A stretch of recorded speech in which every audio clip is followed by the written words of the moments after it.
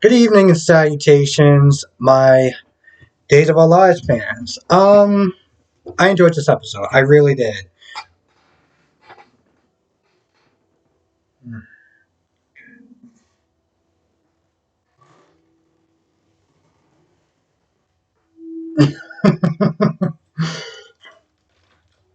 This episode was actually pretty good. Um, I want to start off with Eric, Nicole, and Slum. Now, I sat there and I looked at this whole thing, right? And I'm like, okay, Sloan, you did start this, okay? Let's be very clear. You came in there and you was sitting there bragging about, oh, you left this in my bed, this, that, and the third. She did all that to push Nicole's buttons. Okay, even EJ said it later on, like she's a lawyer. That's what she does. That's what, what I'm saying, like that she's good at doing stuff like that. So I was like, all right, Sloan, that was like really unnecessary. But you got Nicole sitting there calling her pathetic, and I'm like, Nicole, really? You're sitting there chasing after this man, knowing I was like, first of all, you chase after him when he was in a relationship with with Jada. You were married to Rafe, and you kicked him to the curb like there was no tomorrow.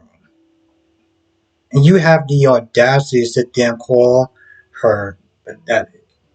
Given your history, on top of that, she pretty much slut shames her. And Slum was right, like, really? Like, this is what we're doing? Very progressive of you. Also, given her history as AKA Misty, really, boo? Really? You want to sit there and start slut shaming somebody else with your history? That's good. That's a good one. So they go back and forth, and eventually it gets, Eric is not trying to break this up, and eventually it gets physical. So at this point, you know, um, he breaks it up, Nicole walks off, and, Eric invites her to breakfast. So they go to breakfast. They run into Paulina and Bella.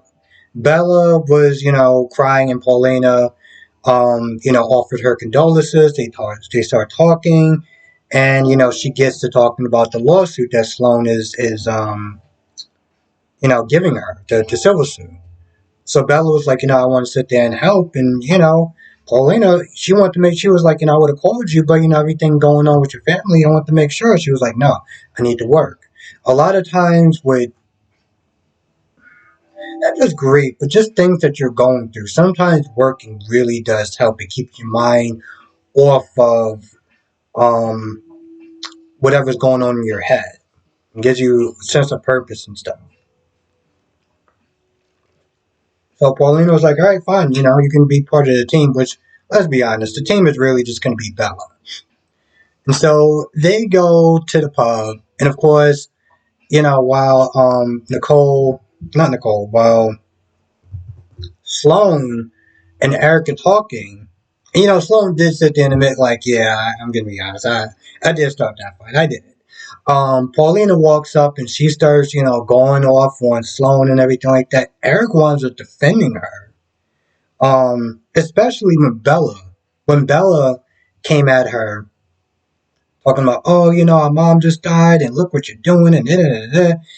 And at that point, I was like, all right, Bella, see, don't start judging this man on his choices of who he wants to then spend time with, And of course, Eric insulted her by calling her an ambulance chaser, saying that, you know, Chanel was the one that wronged Sloan, and Paulina did cover it up, which is true. Now, granted, well, it's half true. Chanel didn't mean to, kill her mother. She didn't. It was literally self-defense. But what Paulina did, covering up, is like Cynthia just sweeping it under the rug, like her life didn't really mean anything. It didn't matter. So everyone defending her, they both wound up leaving, and Sloan was gonna leave, but Eric stopped her. He's like, I like spending time with you and stuff like that. I want you to stay. And I guess we're gonna sit there and see where this goes. It started off as friends with benefits, but it's a soap opera. So at this point, we already know where it's gonna head. Now, one of the things that Sloan just sit there and ask Erica is, "Do you still have feelings for her?" Well, we're gonna sit there and we're always gonna be a part of each other's lives. We know each other for years. I was like, cool. You didn't answer a question. Try it again. But of course, before she really put him on the spot. That's when Paulina came in. Now, Gabby knocked out Stefan, and EJ came downstairs, and it almost looked like she got caught. But I think she was able to manage. She was able to get Stefan, his body outside before she got caught with him. But of course, EJ was like, "Yeah, I don't know what you're doing." They traded insults back and forth, and he kicked her. He kicked her out the house. Okay, but of course, she just went to the back, and um, oh, that's what it was. For some odd reason, she felt the safest place to keep Stefan was in the Demara's wine cellar, which is why she got caught in the first place. And I was like, wait, how did she actually? What is? Oh, so yeah, she took him to the wine cellar. I'm just like, really? Okay. So I was about to call him Jake for a minute. Stefan wakes up and he is livid. And of course, he's sitting there calling Gabby all sorts of names. And I'm not gonna lie, it was it was probably the most entertaining. It was probably the most entertaining part. It was probably the most funniest part. I was sitting there and said. I'm sitting there thinking the whole time. I'm like, well, what are you gonna do? Marlena's gone, and they can't find Ralph. The only person who knows who Ralph is Shen. So of course, Gabby's like, "Hey, Shen, just want to kind of see how you're doing. If I figure we can get together or whatever." And so she calls him up. She's gonna sit there and work her charm to get him, deprogrammed. Um, Allie was practically having she was staring at Alex a little bit too hard. Okay, let's put it this way. But she came over there to apologize for dragging Alex in the middle of the whole thing, especially the whole I'm gonna have another threesome or whatever.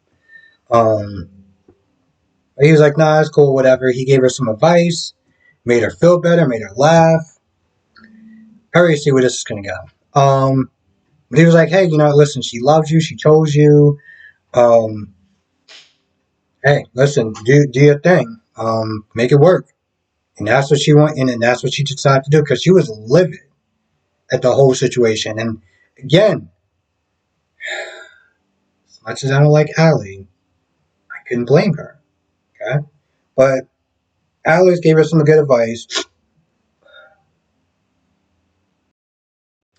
Nicole comes back, and she's livid about the whole Eric and Sloan thing, and she talks to EJ about it.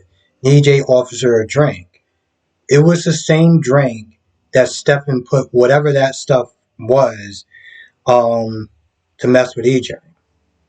So she starts to feel a little bit better after talking to him, but at some point she starts drinking more and more, and EJ's like, you might want to kind of slow down a little bit. She's like, what are you talking about? I can handle my liquor, and she um drops the glass on the ground.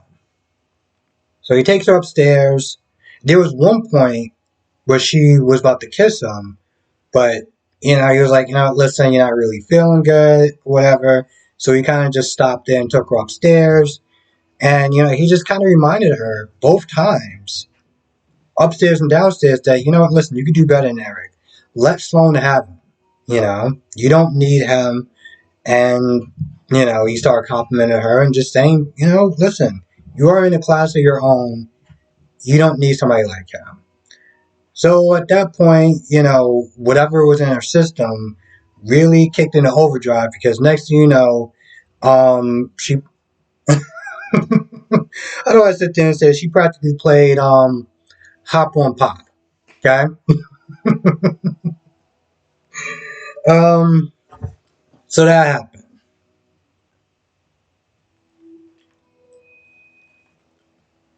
It was really now I think about it. Every time I see Bella, I'm always sitting there thinking like, what happened with that? I mean, I guess they really just wanted.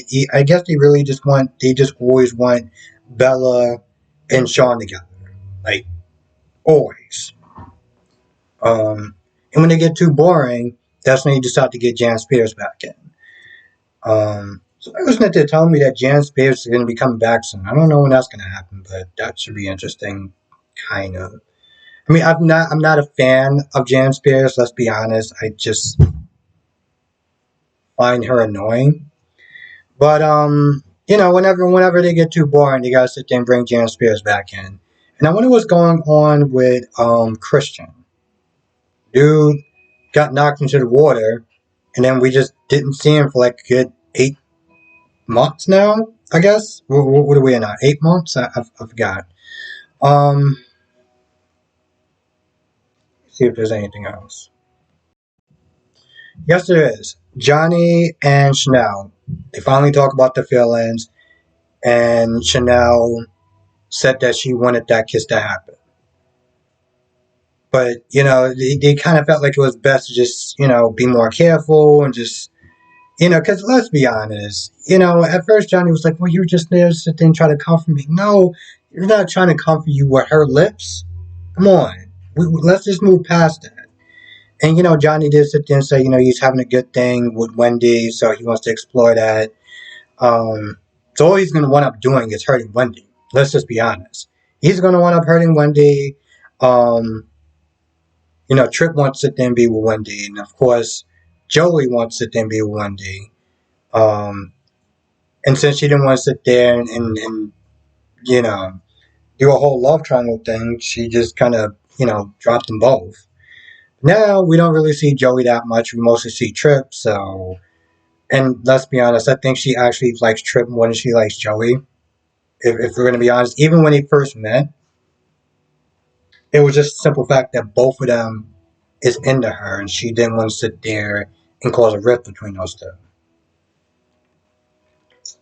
But at the end, and it was so you ever seen one of those movies in a soap opera or a show, and it's so obvious that you kind of just like at this point you kind of roll your eyes a little bit, like yeah, So those two are hugging right when Ali walks on in the door, and I sat there was like, yeah, sure, but